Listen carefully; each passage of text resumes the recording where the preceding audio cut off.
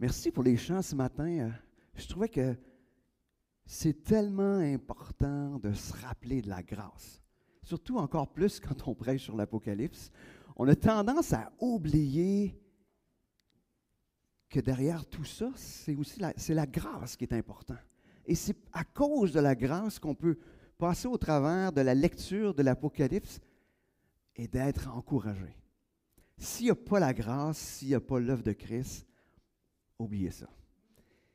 C'est juste le drame. Puis je voulais juste ce matin, en plus, rajouter, on passe au travers l'Apocalypse un peu comme une série télé en 11 épisodes. Mais eux autres, quand ils ont eu le récit de l'Apocalypse, ils ont eu la lecture de l'Apocalypse. L'Apocalypse a été écrit, puis elle a été livrée, puis elle a été lue à l'Église, d'un couvert à l'autre. Nous, on a par petits bouts. Hein? Mais ce qui est intéressant, c'est que on sait que au bout, on est victorieux, parce que Christ est victorieux. Et c'est ça qu'il faut se rappeler.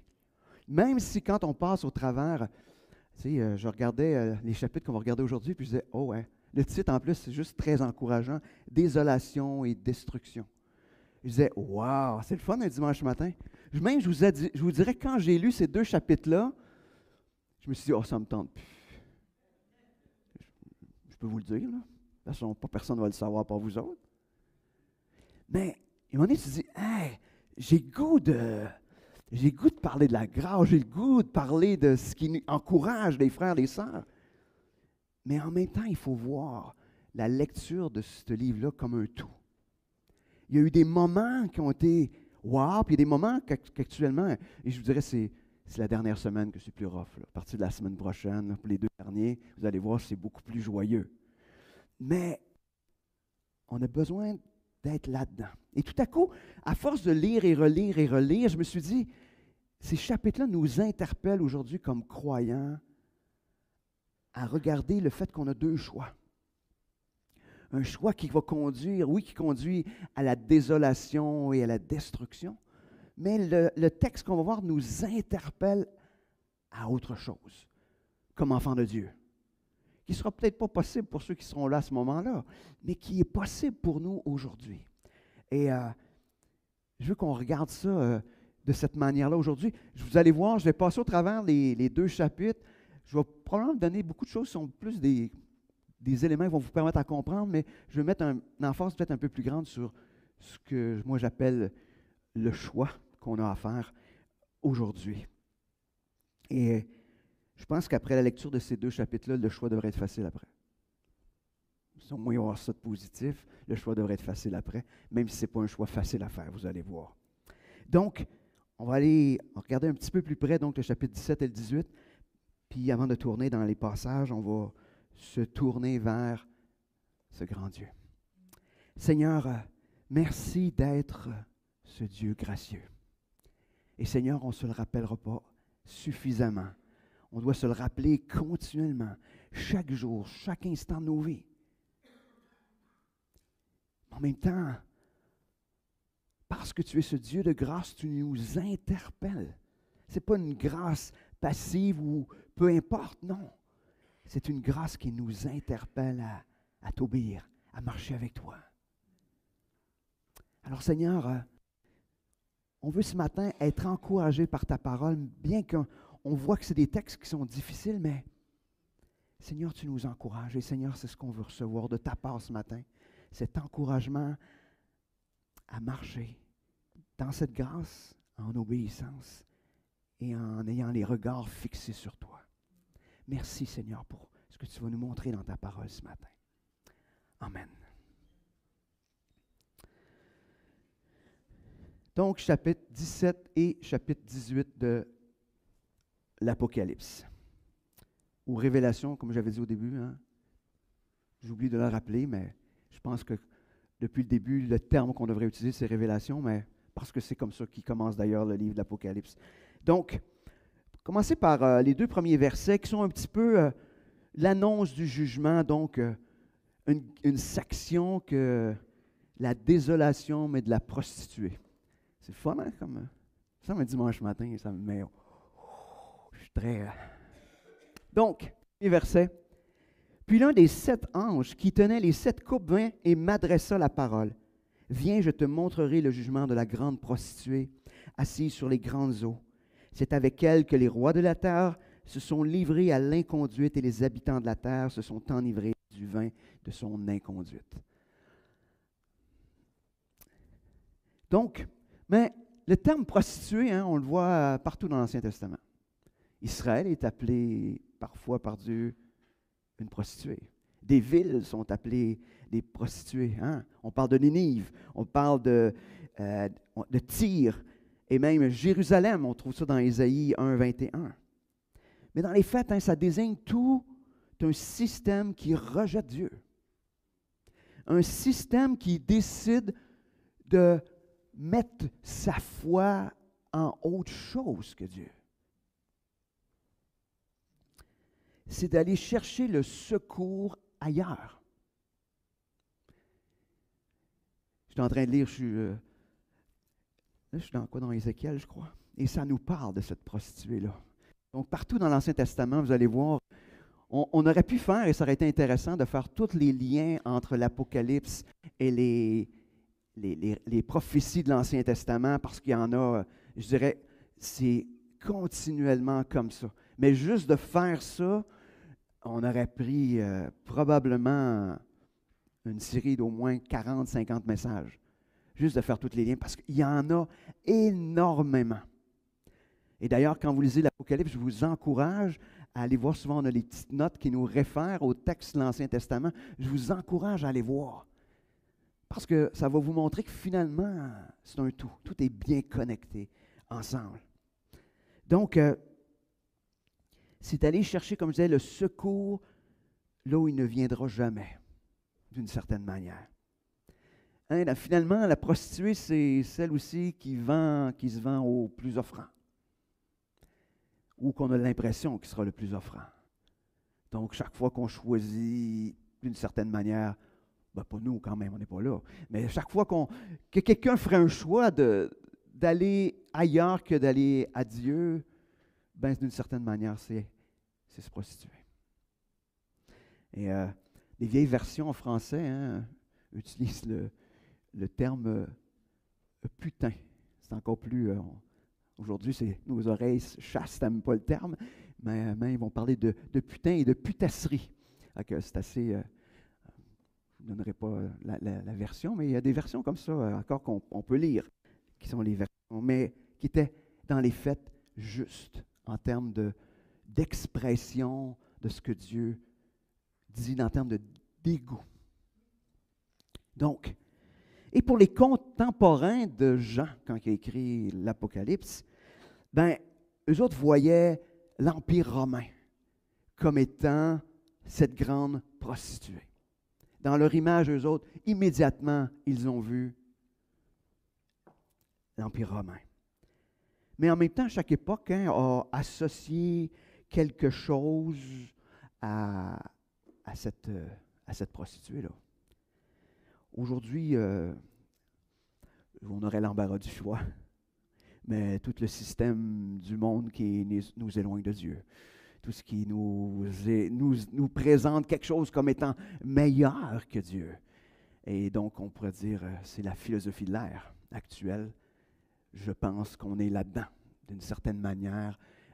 L'Empire romain est plus autant restreint à un empire. Maintenant, les pensées, c'est véhiculé mondialement. Puis on ne peut pas y échapper. Et tout est fait en fonction de nous emmener à penser de cette manière-là. Donc, toute cette philosophie qui rejette Dieu et qui met l'emphase sur soi, sur les autres, sur la culture de l'image, de la recherche de la recherche de la richesse, toutes les idoles qui volent la place de Dieu. On en a toutes des différentes, mais il y a probablement des choses dans chacun de nos vies qui viennent voler un peu la place de Dieu, ou des fois, par moments, beaucoup. Poursuivons, parce que je vous ai dit que je voulais Allez, mais je veux juste nous emmener à bien saisir. Donc, on va voir un petit peu une description. Donc, du verset 3 au verset 7. Il me transporta en esprit dans un désert, et je vis une femme assise sur une bête écarlate, pleine de noms de blasphème, et qui avait 7 têtes, 10 cornes. Cette femme était vêtue de pourpre et d'écarlate, et de pierres précieuses et de perles. Elle tenait à la main une coupe d'or remplie d'abominations et des impuretés de son inconduite. Sur son front était écrit un nom, un mystère. Babylone la grande, la mère des prostituées et des abominations de la terre. Je vis cette femme ivre du sang des saints et du sang des témoins de Jésus. À sa vue, je fus frappé d'un grand étonnement. Et l'ange me dit, « Pourquoi t'étonner? Je te dirai le mystère de la femme et de la bête qui la porte et qui a les 7 têtes et les 10 cornes. » Donc, cette femme qu'on va voir qui va être associée plus tard à la prostituée, est vêtue de vêtements riches de luxe. Donc, quelque chose qui démontre l'abondance, qui démontre toute cette richesse. On voit qu'elle est assise sur une bête écarlate. Je vais vous donner plus de détails tantôt parce qu'on vient l'explication un petit peu. Là, on a la description, mais vient la signification plus tard. On voit qu'elle s'abreuve du péché, du mal. Et même en même temps, elle est ivre du sang de ceux qui sont morts en martyr, ou ceux qui ont été sacrifiés pour le nom de Christ. Donc, elle en a bu pas mal. Elle est saoulée de cela. On voit que son nom est caché, mystérieux. Donc, mais on voit qu'en même temps que Jean ne comprend rien de tout ça. Alors, si vous ne comprenez rien, on est à la même place que Jean. Il ne comprend pas, Jean. C'est comme, parce qu'il dit, sois pas étonné. Sois pas étonné. Donc, si on ne comprend pas le sens, de ce que Jean a vu, mais l'ange va expliquer afin que Jean puisse comprendre et que nous, on puisse saisir davantage. Et ça, on le voit dans la suite, à partir du verset 8. Ça nous dit, la bête que tu as vue était et elle n'est plus.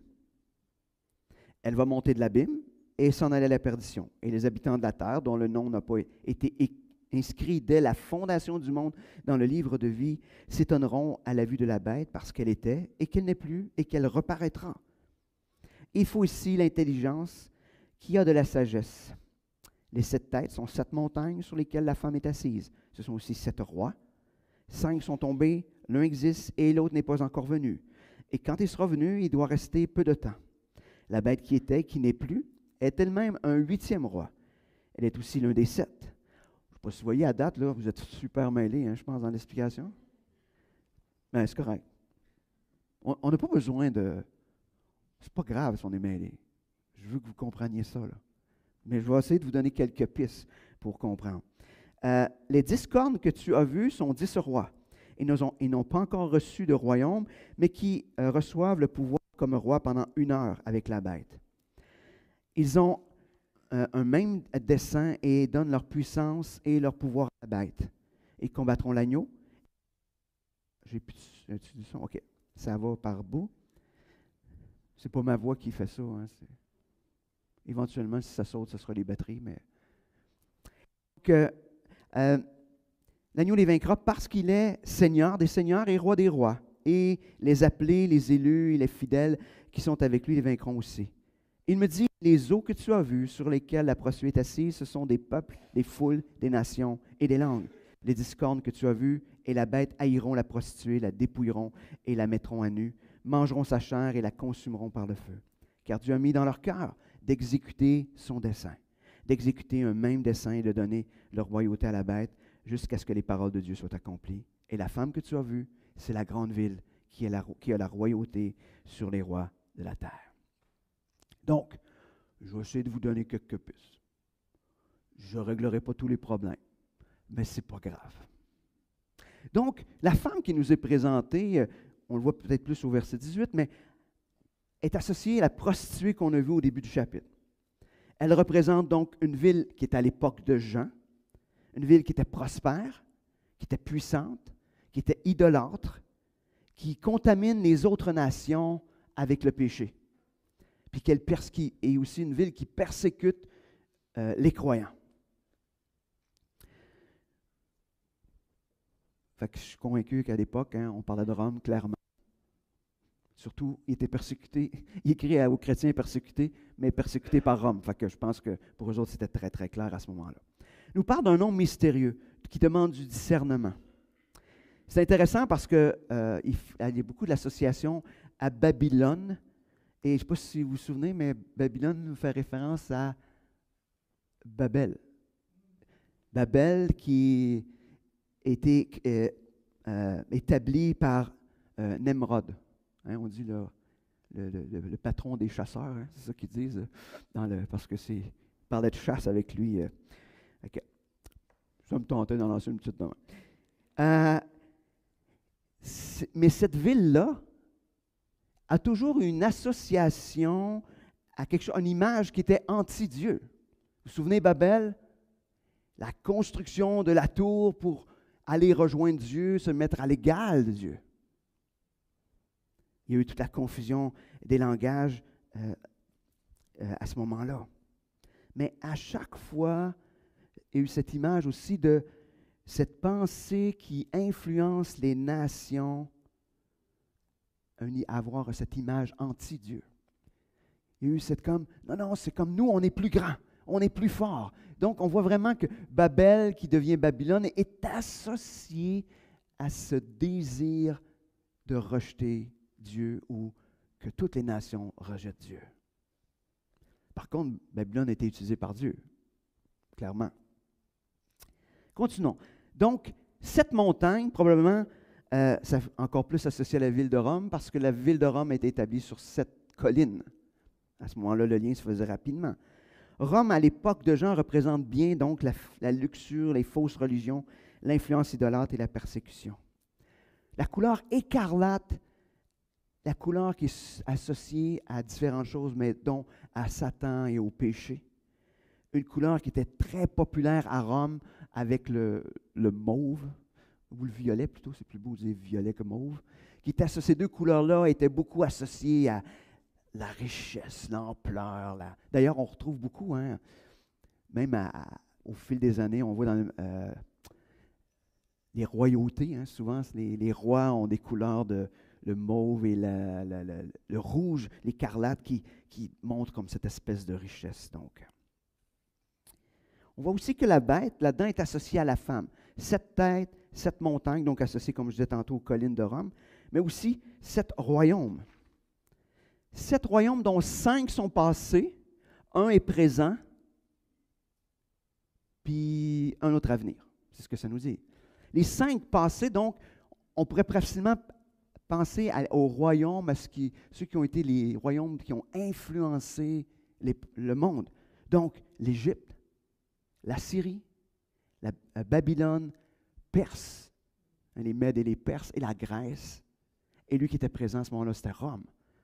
Mais celui qui est à venir, c'est celui de la bête. Celui dirigé par, d'une certaine manière, Satan lui-même qui vient influencer le monde, la culture et le monde. Et tout ce qui se passe dans le monde. Peut-être que nous sommes dans ce royaume-là aujourd'hui, je pense, d'une certaine manière.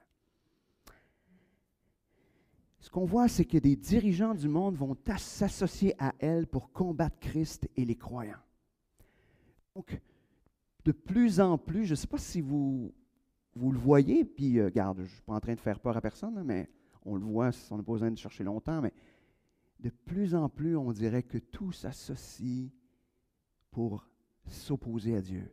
De manière, et étant donné qu'on a cette communication qui est interplanétaire actuellement, on est là en train de...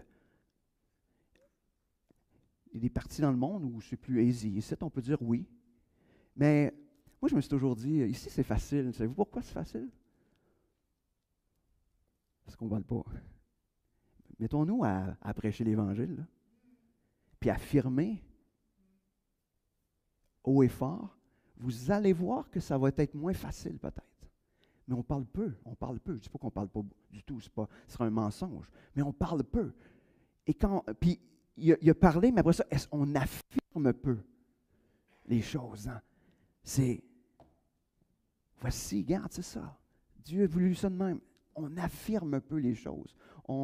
Puis moi, le premier, là, je ne suis pas en train de mettre culpabilité sur personne. Je suis le premier dans cette affaire-là. Mais on affirme peu. Mais moi, je suis convaincu qu'on se mettrait à affirmer plus,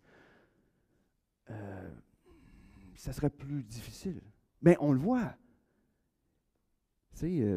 Aussitôt qu'on se met à parler un peu plus d'Évangile, ça ne prend pas grand-chose. Les gens disent « Oh, toi et tes affaires. » c'est des légères afflictions. Mais il y a cette opposition qui est claire. Mais ce qui est intéressant dans cette section qu'on vient de lire, c'est qu'il y a une bonne nouvelle à retenir, c'est que Christ va être vainqueur de cette grande bataille. Pourquoi? Parce qu'il est le Seigneur des seigneurs et le Roi des rois. Hein, ça fait c'est un chant, hein? Je ne sais pas si vous vous souvenez de ça. Hein? Roi des rois. En tout cas, c'est ça. Je ne partirai pas. Parce que je ne veux pas que vous quittiez l'Assemblée avant que j'ai terminé. Mais ce qui est intéressant aussi, c'est que ceux qui sont vainqueurs, ce que ça nous dit, c'est que ça va être aussi les élus, les fidèles, qui seront avec lui. Et autre fait intéressant, c'est que les rois et les nations qui rejettent Dieu sont en train d'accomplir le plan de Dieu.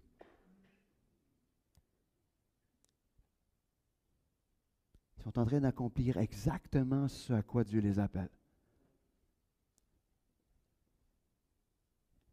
C'est comme... ça, c'est Dieu contrôle l'issue de la bataille parce qu'elle est déjà réglée.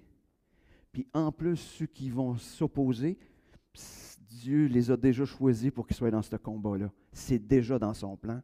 Pourquoi? Parce que Dieu va manifester la grandeur de son royaume et la grandeur de sa victoire.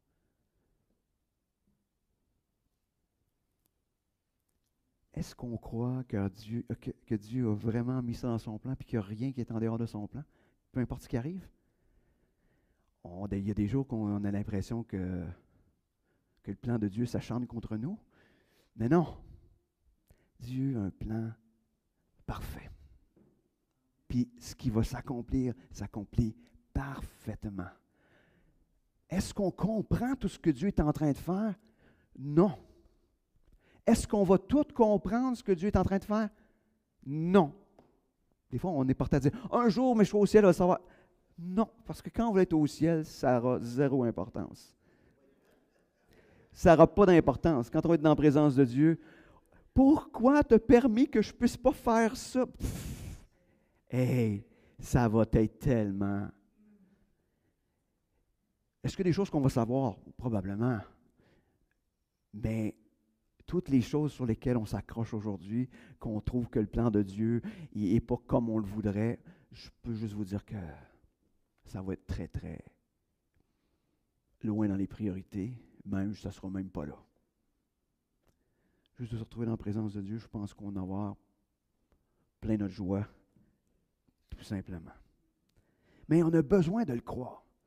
Puis il y a des moments difficiles, comme ceux qui vivaient la persécution à ce moment-là avaient besoin de croire que Dieu est en contrôle de toutes choses.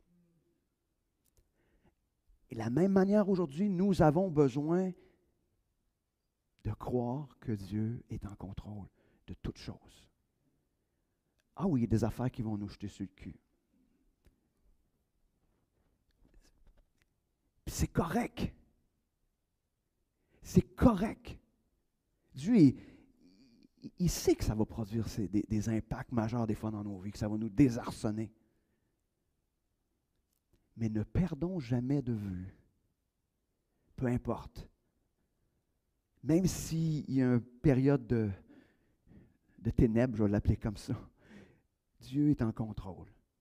Et oui, Dieu, il va prendre soin de vous. Est-ce qu'il va tout vous expliquer? Pas nécessairement, mais Dieu va prendre soin de vous dans ce moment-là. Mais je ne veux pas qu'on soit à dire, « Ah, c'est le plan de Dieu qui s'accomplit, puis on joue comme si ça ne nous faisait rien. » Non. Ça vous fait quoi? C'est correct. Dieu le sait que ça produit ça. Pourquoi qu'il le sait? Parce qu'il a donné tous les psaumes. Il a donné plein de textes dans les Écritures où on voit du monde qui ne comprennent rien de ce qui se passe. Mais Dieu, dans chacun de ces textes-là, Dieu vient prendre soin. Donc, il sait que son plan va nous bouleverser, va nous jeter à terre par moments. Donc, c'est correct. C'est correct d'être bouleversé. Mais ne perdons pas de vue que c'est le plan de Dieu qui s'accomplit. Continuons, chapitre 18. Ça va vite, hein? Donc, là, on est dans tout ce qui est la destruction, mais de Babylone. Donc, on va lire du verset 1 au verset 3, qui est une voix, il y a différentes voix qui se font entendre dans ce chapitre-là, mais qui sont la voix de la condamnation, premièrement. Après cela, je vis descendre du ciel un autre ange qui avait une grande autorité, et la terre fut illuminée de sa gloire. Il cria d'une voix forte. Elle est tombée, Babylone la grande. Elle est devenue une habitation de démons, un repère de tout esprit impur et un repère de tout oiseau impur et détesté. Parce que toutes les nations ont bu du vin de la fureur de son inconduite, que les rois de la terre se sont livrés à l'inconduite avec elle et que les marchands de la terre se sont enrichis par la puissance de son luxe. Imaginez l'image, la terre va être sous la lumière de la gloire de Dieu. Imaginez, c'est comme si le spot de Dieu vient pointer sur Babylone, ça fait comme, voilà. Voilà ce qui se passe. Voilà ce qui se passe dans les murs de la ville. Tout va être exposé.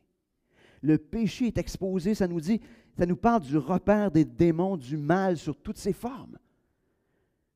Ça nous montre que les nations sont sous son influence, que le monde s'est approprié ses péchés, que les marchands font fortune avec toute son inconduite. Moi, je lis ça puis je dis, je suis capable d'avoir des affaires. Mais imaginez quand Dieu va mettre sa lumière, puis ça va être exposé. Nous, comme chrétiens, on a cette capacité de voir de ces choses-là. Est-ce qu'on voit dans tout ce système, je me sens un peu particulier de dire, le système, du monde, j'ai l'impression d'être un gars qui veut juste parler contre le système du monde, mais je suis obligé de faire le constat que on se laisse influencer.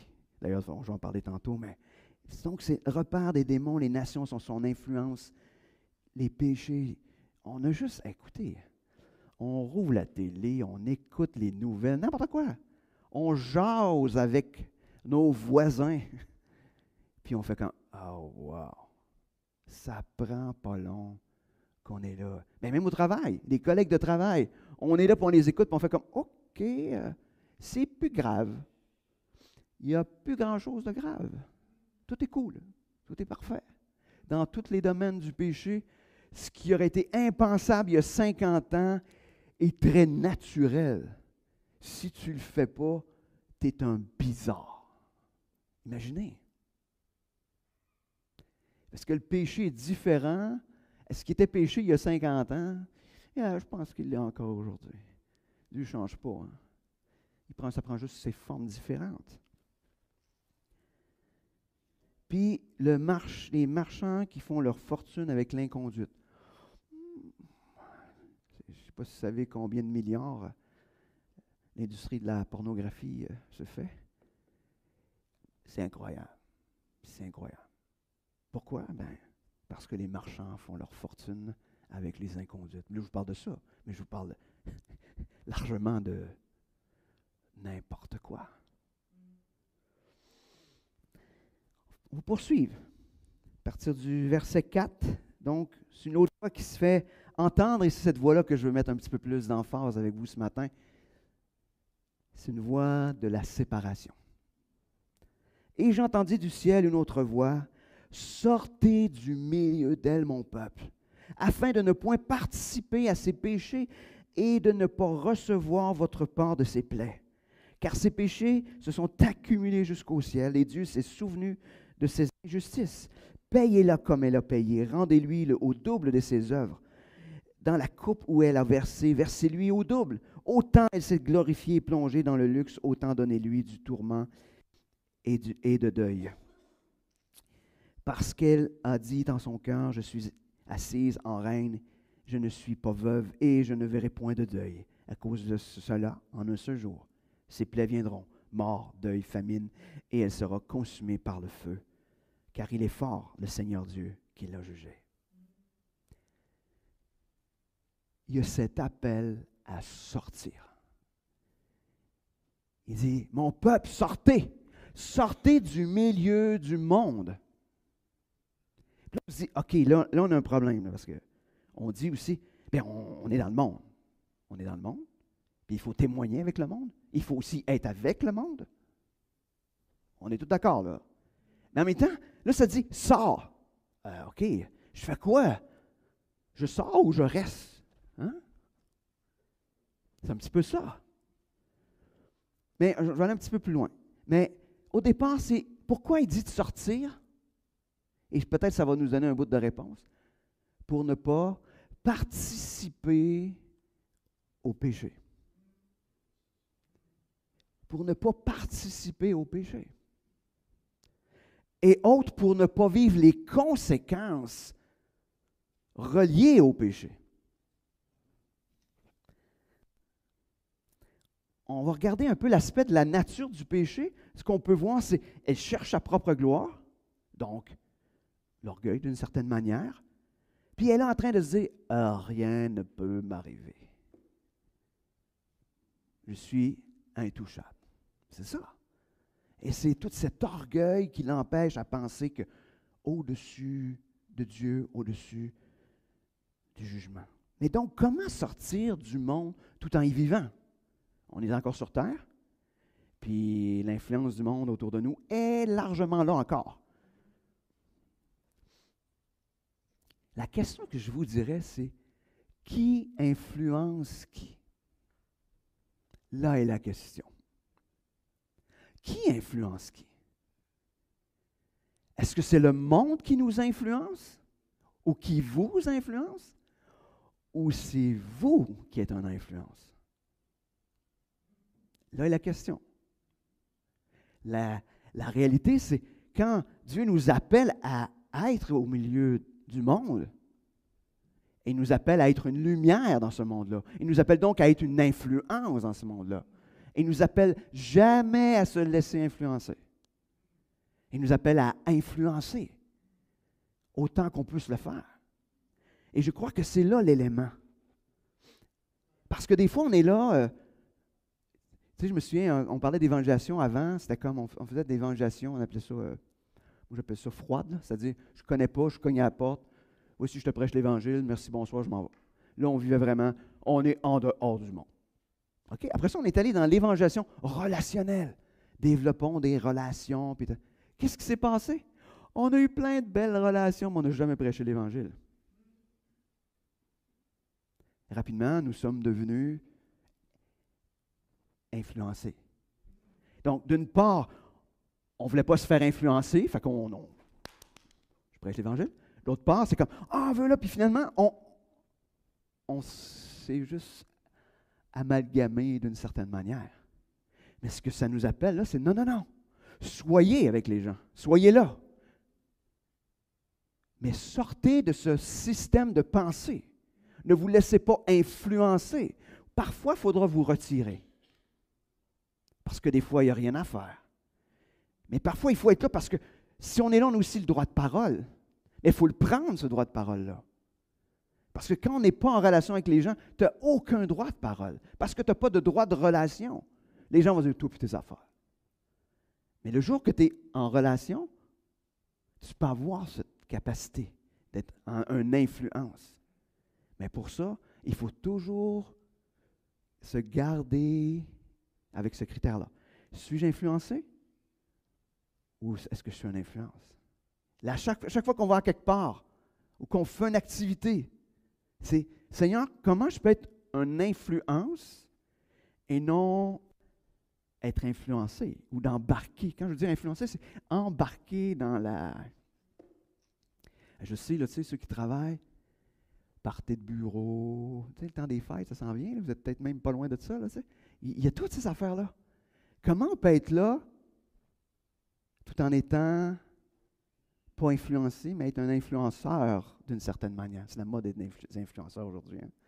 Mais nous, on n'influence pas dans le paraître. On influence dans ce qui est vrai. parce qu'on veut parler de l'Évangile. Puis, ah oui, on va dire, ah, j'ai pas beaucoup d'occasion de parler. Peut-être, mais des fois juste dans ton attitude, dans ta manière de réagir. Peut-être tu auras dit juste 2 mots. Mais si toi, contrairement à d'autres, tu ne fais pas des choses, tu ne dis pas des choses, tu n'embarques pas dans l'humour, mais tu es là, pourquoi pas? Pourquoi pas? Puis comment peut être cette influence-là? Plus tu t'exposes à la vérité. Ben, tu sais, Moïse, vous vous souvenez, hein, il se présentait dans la présence de Dieu. Il était tellement illuminé qu'il fallait qu'il se mette un voile quand il sortait. Parce que s'il n'y avait pas le voile, les gens étaient comme... Ben, pourquoi? C'est parce qu'il était dans la présence de Dieu. Ben, soyons dans la présence de Dieu, assez pour quand les gens vont voir, ils font comme... Hi! Ça ne nous est pas arrivé encore, hein? Tu sais, vous rentrez le lundi matin au travail, puis... Ouais. Quand au travail, ils vont vous dire, mets un voile parce qu'on n'est pas capable. Hein? Hey, je rêve de ça, moi. Non, mais c'est vrai. Ce que je veux juste dire, c'est de manière différente, mais plus on s'expose à la lumière de la vérité de la parole de Dieu, plus, les choix vont être faciles à faire, plus ça va être facile d'être un influenceur au lieu d'être un influencé, plus on va discerner c'est quoi qui n'est pas une bonne affaire de ce qui est bon, c'est plus qu'on s'expose. Alors, exposez-vous. Je peux juste vous dire de quoi. Quand vous allez vous présenter au ciel, là, vous n'aurez jamais le regret d'avoir trop lu, d'avoir trop passé du temps avec Dieu. Vous pourrez avoir d'autres regrets, mais on n'en aura pas, là, mais tu sais, quand vous allez arriver à la fin de votre vie, là, est-ce que vous allez dire, ah, j'aurais dû lire plus. Faites pas ça. Faites pas ça. Peut-être qu'à rendu à la fin de votre vie, vous allez dire, j'aurais dû parler plus, ouais. Mais il n'y a pas le regret d'avoir plongé les regards dans la vérité de la parole de Dieu pour vous laisser influencer.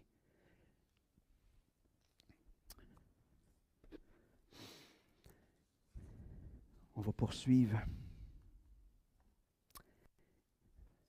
D'autres sections, à partir du verset 9 jusqu'au verset 19. La voix de la lamentation, ou des lamentations, on pourrait dire.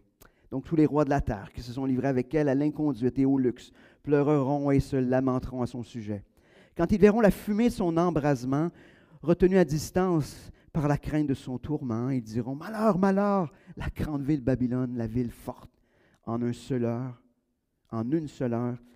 est venu ton jugement. Les marchands de la terre pleurent et sont dans le deuil à cause d'elle, parce que personne n'achète plus leur cargaison d'or, d'argent, de pierres précieuses, de perles et de fin lin, de pourpre, de soie, d'écarlate, de tout bois, de senteur et de tout objet en ivoire, de tout objet en bois très précieux, en bronze, en fer et en marbre. De la cannelle, des aromates, il y en avait du stock qui était dans les choses, qui vendaient. Des parfums, de la myrrhe, de l'encens, du vin, de l'huile, de la fleur de farine, du blé, des bœufs, des brebis, des chevaux, chars, corps et âme d'homme. Le fruit mûr de la convoitise de ton âme s'en est allé loin de toi.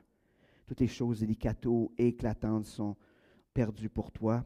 On ne les retrouvera plus. Les marchands qui se sont enrichis par elle seront tenus à distance par la crainte de son tourment. Ils pleureront et seront dans le deuil. Ils diront, malheur, malheur, la grande ville vêtue de fin lin, de pourpre et d'écarlate, et parée d'or, de pierres précieuses et de perles, en une seule heure, tant de richesses ont été détruites. Tous les pilotes, tous les caboteurs, les marchands et tous les travailleurs de la mer se tenaient à distance et s'écriaient, en voyant la fumée de son embrasement, quelle ville était semblable à la grande ville. Et ils jetaient de la poussière sur leur tête, ils pleuraient, ils étaient dans le deuil. Et malheur, malheur, la grande ville où se sont enrichis par son opulence tous ceux qui ont des navires de la mer en une seule heure, elle est devenue déserte. Deux grandes choses peut-être à retenir. On voit les rois, les dirigeants de la terre qui se lamentent. Pourquoi? Parce que tout le fondement de leur vie, de leur croyance, de leurs valeurs, en une seule heure, que ça nous dit, c'est disparu. Rayé de la carte. Imaginez. Je ne sais pas si vous avez déjà vécu, vous autres, j'appelle ça un questionnement sur votre vie, mais moi, je suis un genre qui se questionne sur tout, là, mais où est-ce qu'on se dit, le sens, la perte de sens de ta vie, là, en l'espace de peu de temps, tu te questionnes sur le sens de ta vie, mais imaginez, là c'est vraiment la destruction du sens de la vie, de tout ce qui dirigeait le monde, en une seule heure est détruit. On voit aussi les marchands qui pleurent et qui sont dans le deuil. Pourquoi? Parce qu'ils ont perdu tous leurs revenus. Ils ne se lamentent pas sur la fin de Babylone, mais ils se lamentent sur le fait qu'ils viennent de faire faillite. Là, c'est fini, en une seule heure. Juste peut-être lancer quelque chose. Je me suis un petit peu arrêté sur ta lecture de cette section-là. Je me suis demandé, est-ce que je me lamente lorsque j'ai plus accès aux idoles de mon cœur? Est-ce que je me lamente? Est-ce que je trouve, quand ça se passe pas comme je voudrais, là, parce que ça, j'anticipe, puis ça, je me dis, ça va être le fun. Hein? Puis là, Dieu, dans sa grande souveraineté, ça se passe pas de même. Est-ce que je me lamente? J'ai été obligé de dire oui, de temps en temps. Pas mal plus souvent que je voudrais. Qu'est-ce qui prend la place de Dieu dans ma vie pour que quand je veux me sentir bien, là, qu'est-ce que je fais? Qu'est-ce que je fais?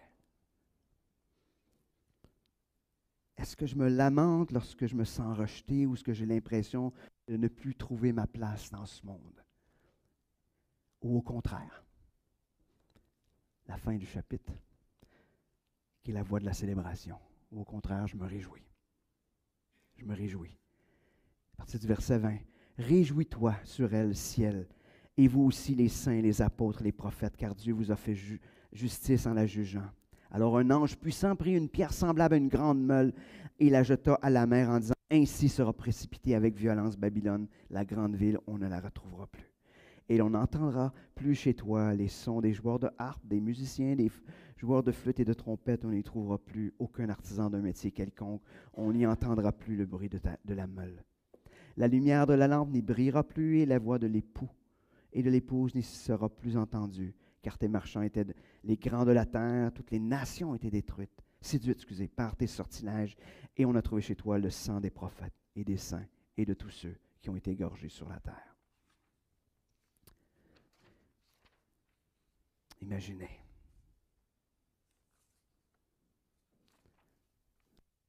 OK. C'est correct de continuer. Ça m'arrive, je mets le numéro de page, mais il faut que je les regarde. Hein? Tous les pilotes étaient... C'est ça, chapitre 6? C'est vrai, quand même. Les marins et travailleurs... Ah non, je viens de lire ça. OK. Donc, j'ai fait des choses à l'envers. C'est bon, ça arrive. Mais est-ce qu'on va se réjouir? Est-ce qu'on va se réjouir? Est-ce qu'on se réjouit de la fin? Quand il y a quelque chose dans notre vie, une idole qui est détruite, est-ce qu'on se réjouit? On dit, yes. Est-ce qu'on se réjouit? Est-ce qu'on se réjouit que ce soit la fin de choses qui nous éloignent de Dieu? Est-ce qu'on se réjouit?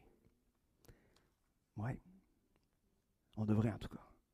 Est-ce qu'on le fait tout le temps? Pas tout le temps, mais on devrait. Maintenant donc, tout est en place pour Christ, pour son royaume. C'est ce qu'on va voir dans les prochains chapitres. Mais tout est en place. Ce matin, je veux juste vous laisser en conclusion. Est-ce que nous sommes des citoyens sous l'influence de Babylone ou nous sommes des citoyens des cieux? Voilà le choix. Qu'est-ce qui est l'influence dans notre vie? Ce que le monde nous offre ou ce qui s'en vient? Êtes-vous des influenceurs ou des influencés? Je suis plate là, ça n'existe pas entre les deux. Tu es l'un ou tu es l'autre. Il n'y a pas de middle là-dedans. Oui, on peut être par moment influenceur et par moment influencé, oui. Mais on n'est jamais les deux, au milieu des deux. Est-ce que tu es un influenceur influencé dans ta vie quotidienne? Dans l'Église? Quelle est la source d'influence dans ta vie autre que celle de Dieu? Comment vis-tu ou comment vivras-tu être séparé du monde tout en étant dans ce monde? Peux-tu ce matin te réjouir de la plus grande réjouissance que ton nom est inscrit dans le livre de vie? Si ce matin tu ne peux pas te réjouir de ça, je vais tourner maintenant vers Dieu, tourner maintenant vers Christ pour recevoir ce si grand salut, le pardon, parce que Christ a payé pour tout cela à la croix par son sang. Parce que Dieu ne veut pas que personne ne se perde. C'est le désir de Dieu. C'est son désir. Mais que ferons-nous comme choix? Parce qu'un jour, comme on le voit depuis le début de l'Apocalypse, un jour, le temps de la patience de Dieu sera à son terme. Et quand le temps de la patience de Dieu sera terminé, il sera terminé. Parce que Dieu aura été très, très, très, très, très patient. Prions. Seigneur Dieu, merci. Merci pour ta parole ce matin. Merci pour cet encouragement à quitter, à s'être séparé. Seigneur, mets en lumière dans nos vies ce qui est une influence, une idole, qui nous empêche de briller comme Dieu pour nous dans le monde, qui nous empêche de choisir toi. Seigneur, ce matin, fais de nous des influenceurs par tout ce que tu nous places. Permets, Seigneur, qu'on ait le courage dans des moments où c'est plus difficile. Et Seigneur, rappelle-nous que parce que tu es victorieux, nous sommes victorieux. Merci, Seigneur. Merci de ce que tu es, celui qui règne. Amen.